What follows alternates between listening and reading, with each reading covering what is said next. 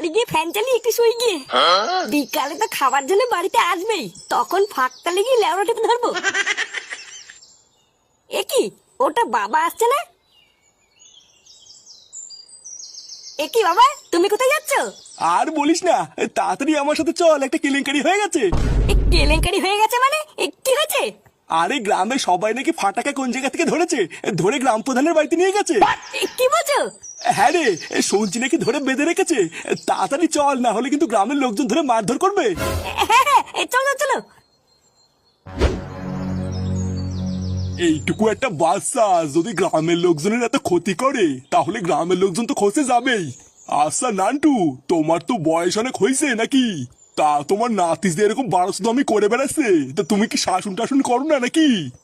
না মানে মোড়ল মশাই, আমি তো আমার দিক থেকে সম্পূর্ণ চেষ্টা করি। দাদু হয়ে যতটা সম্ভব আমি তো সবই করি। হ্যাঁ, তা তুমি কেমন শাসন করছো সেটা তো দেখতেই পারতেছি।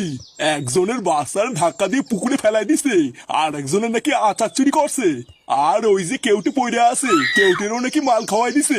কেউটের জ্ঞান ফিরতেছে না বলে কেউটের মাও সেই থেকে কাঁদতেছে। তা হইলে বলো নান্টু, এটাই হইল কি তোমার শাসন, তাই না? আর এই যে ফুটো, তা তুমি কেমন বাপ হইছো?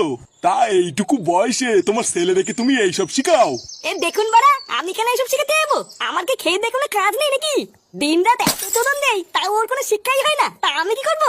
আর আজকে আজকে তো পুরো পাড়ার সামনে আমার মান সম্মান সব ডুবিয়ে দিল। একবার এখান থেকে বেরোক না, তারপরে আমিও দেখছি ওর কি করতে হয়। না না ফুটো, আমি কিন্তু এই লাস্ট ওয়ার্নিং দিতেছি। তুমি তোমার ছেলেরা কি করবা কি না করবা আমি জানি না, কিন্তু তোমার ছেলের নামে যদি পরের বার আর কোনো নালিশ আসে, তাহলে কিন্তু আমি তোমাদের সবাইরে গ্রাম ছাড়া করবোই বলে দিলাম। আপনি কোনো চাপ নেবেন না, ফাটার নামে আজকের পর থেকে আর কোনো নালিশই আসবে না। আজ ওর আমি এমন একটা ভাঙবো, ও নড়তে পারলে তো লোকে এসে নালিশ করবে। পুরো গ্রামের লোকের সামনে আজকে তুই আমাকে এই দিন দেখালি চুদির ভাই। ফুটো, ফুটো ছাড় ছাড়।